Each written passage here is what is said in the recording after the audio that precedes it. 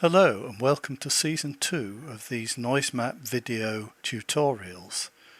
Season 2 is going to be about site noise. This is the system for calculating noise from industrial and open sites such as construction sites, quarrying, waste disposal, and indeed any activity taking place in the open. So I'm going to start the demonstration with the manual example that comes with NoiseMap, and on the desktop I've already put the manual example. If you haven't done that, it's available in the help menu of NoiseMap. We go to the file menu, open database file, and I'm looking at the desktop. Select the model that I want, which is the manual example database, which comes with NoiseMap, and I'll open that. It tells me the connection is successful, so I do want to continue, but at the moment the screen is blank, but the model is here. If we click on the file menu, we need to preview it, and it asks us which scenario do we want to download. Well, I'll choose the base scenario. The highlighted tiles are the ones which contain modeling for the base scenario, and I'll just load that. And here we have the whole model, and the industrial site already supplied is this area down here just above the railway lines. So let's zoom into that.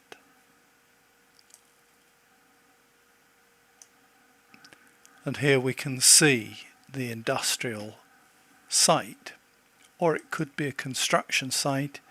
It really doesn't make any difference. What we've got is a haul road into the site.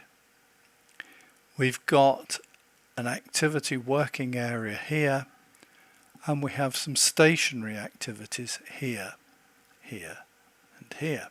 Oh, and there's one over here, and some receptor points on these buildings. So let's have a look a little bit more at what's involved. Firstly, of course, industrial and open site noise is a bit more complicated than roads in that the noise sources are very variable. So how do we define the noise sources? Go to parameters, and the industrial or open site is down in the bottom of the parameters menu. We have the plant manager and the activity manager. So let's look at the plant. And here we have a list of the plant that's incorporated in the model. To keep it simple, I've only got 6 items of plant. You will notice there's a road lorry, and that's defined by its sound power level. We have a telescopic handler, and that is defined by its sound power level. These are moving pieces of plant, so it isn't quite so easy to measure their sound level at a fixed distance. We'd need to find another way of measuring and calculating the sound power level. The pump, however, is stationary, so we can measure its LEQ at 10 meters. We might measure at a different distance and calculate using inverse square law what it is at 10 meters. Similarly for the access door, the discharge hopper and the loading bay. And then we have height. Now the height is not the height at which the activity plant will be working. It's the height of the noisy part of the plant above the base of the plant. So for a lorry, that's going to be the engine and gearbox, quite low down, 0.5 meter above the ground. For a telescopic handler, the engine's a little bit higher. For the pump, that's low down. That's at 0.5 meter above the ground. The access door, well, it's a fairly large door, and we'll take the centre of the door. That's 1.5 meters above the ground. The discharge hopper, the noisy part of that is some fan system and pump, and that's higher up, so that's at 2 meters above the ground. And the loading bay is slightly raised above the ground. That's 1 meter above the foreground. And we have, as I said, either the sound power level or the LEQ. In fact, it is possible to calculate an L max at 10 meters. This might be the best way of dealing with the pass-by of a piece of earth-moving machinery.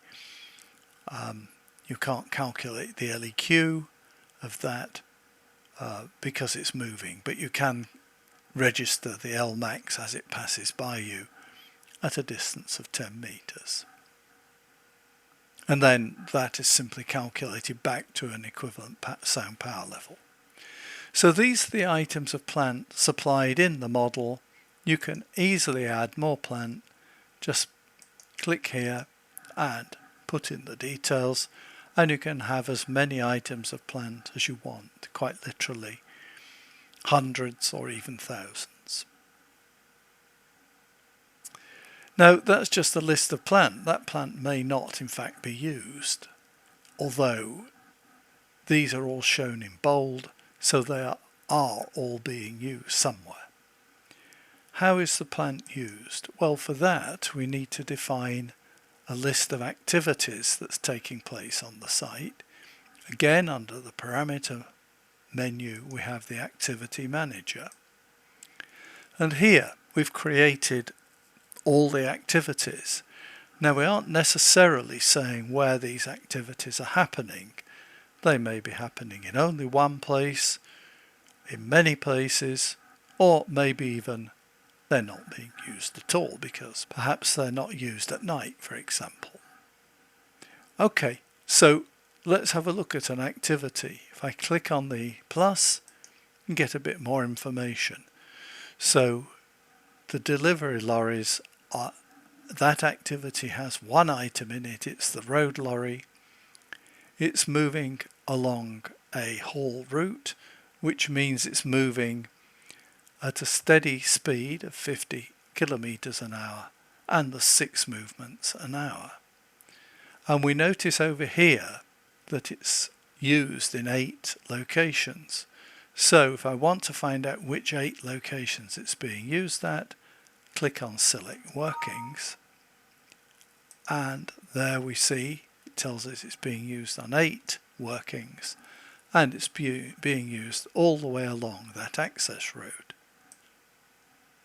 Now let's look at another activity, material movement. Let's open that. There's only one item of plant there. The 1H means one item of plant, and it's a haul activity, which, as I said, means it's moving at a steady or a defined speed and a defined number of movements per hour. The 100% means that it's being used for the whole of the assessment period. If it didn't happen for the whole of the assessment period, then we would say what percentage of the assessment period it's being used for. Let's find out where the material movement's happening. It says here it's being used in 2 places. Click on Select Workings, 2 places, and it's being used there on part of that haul road. So that haul road has actually got 2 things, 2 different activities on it. One is the road lorry and the other is the telescopic handler. Now the next activity is the loading. That uses, it's one activity, but it's using 2 items of plant, a telescopic handler and a road lorry. It's being used in 2 places as well. Let's find out where it's being used. So I click on Select Workings. Okay. And it's being used here. Now you'll notice that these appear to be routes as distinct from roads, because roads are used for road traffic noise. Routes are used for site noise calculations. And you'll notice that these are not, whereas the whole road is shown with an arrow that indicates regular movement, these are shown with circles, which mean the movement is irregular.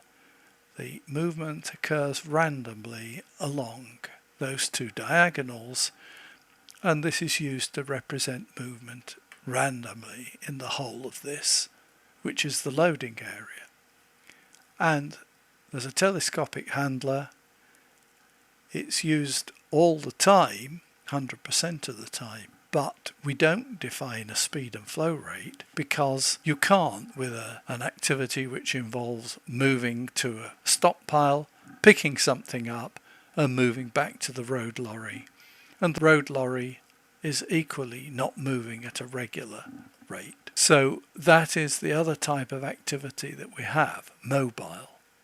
The regular movement is a haul road. The irregular movement is mobile. Now let's look at the next activity, which is the discharge hopper. Click on that.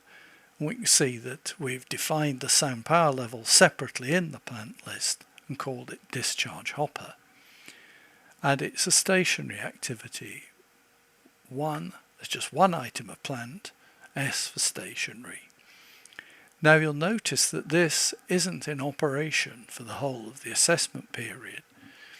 We estimate the time that the discharge hopper is making a noise is only 10% of the assessment period. Let's find out where that is. Click on Select Workings. Okay. And it's over here. So it does make a noise, but it's in a fixed location and only makes a noise for 10% of the time. The next activity is the loading bay. Again, there's only one item of plant here, and it's only used in one location. It's operating all the time. Let's find out where it is by clicking on Select Workings. Okay, and that's over here. Right, now let's the access door. Again, just one item of plant, it's stationary, and that is here. And we've got one last activity, the pump. That's on 100% of the time, and it's there. So that's how we define the noise sources. We have the list of plant, but it's only when we put activities into working locations actually have a noise source. So let's close the activity manager, and now let's have a look at some of the noise sources. So let's look at this haul road first. I can click on it, select one segment, and Control R then selects all the segments because they're chained together. Control R selects them all, and if I click on this, I get the information about the haul road. Firstly, that I've just given it a name, works access route. I can move it, but I don't want to do that. But the main thing I can do is to add more activities. So we've got a delivery lorry, that's shown in Roman. That means that it applies to all segments of the haul road. It's actually only going to be used for 75% of the assessment period. Maybe deliveries don't occur, say at lunchtime or in the late evening. Now material movement is shown in italic. That's because it isn't used on all the segments. I think if you recall, only these segments have got the material movement. So let's double check that. So if I click on here, that unselects the other ones, and we can see that yes, there are two activities on that segment of road: material movement and delivery lorries. If I click out on this segment, I've actually only got the road lorries. We don't have the material movement happening here. If we look at the mobile activity here, this is only actually operating for 40% of the time. In other words, we've overridden the percentage that we put in the activity manager, and that's why it's shown in bold. That's showing that the activity manager had it on for 100%, but I'm actually decided that here it's only used for 40%. In fact, because it's used for half the time going up and down here and half the time going up and down here. So if I click on this one, it's changed to the other one, other activity. That's 40% there. If I want to just check what plant is used, if I click here, we can see there are 2 items of plant. So it's very easy to add a complex activity to a working location just by assigning it. I could easily add another activity. I just click on here and I could add delivery lorries or material movement to this route. Notice that it won't let me add the static plant because it's a route and not a static location.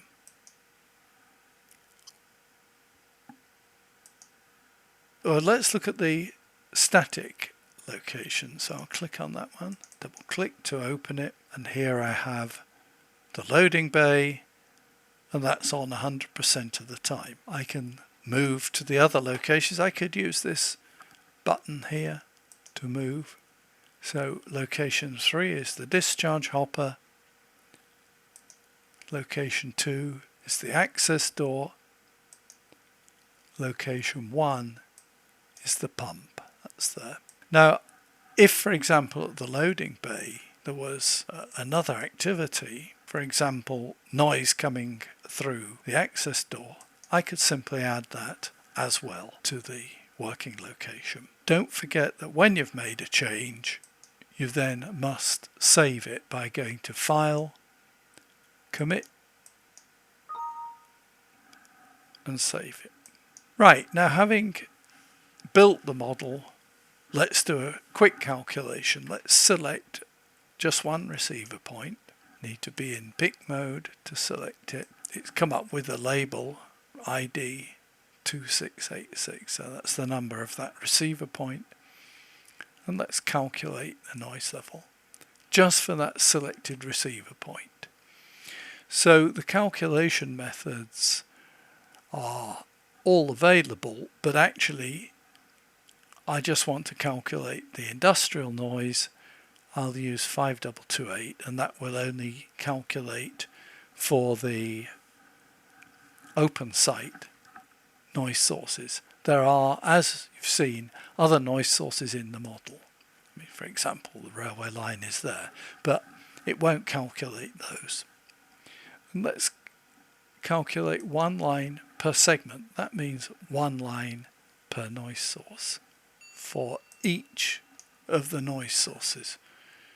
If we want to do a noise contour for these 2 tiles, we go to Calculate Database Contours, and I just click in the 2 tiles that I want, click OK, change the calculation to 5228, and because we want to do this quickly, we'll do them at 10 meters apart and at 4 meters above the ground. And I don't need to calculate for anything other than the industrial site. And I'll calculate here on this computer. Having done the calculation for those 2 tiles, we'll load it. And there it is.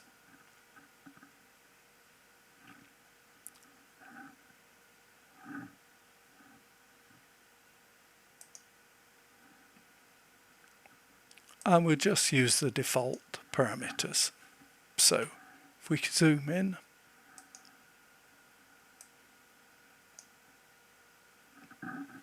we can see the sound levels, and as you'd expect, you get peaks of noise around the sources.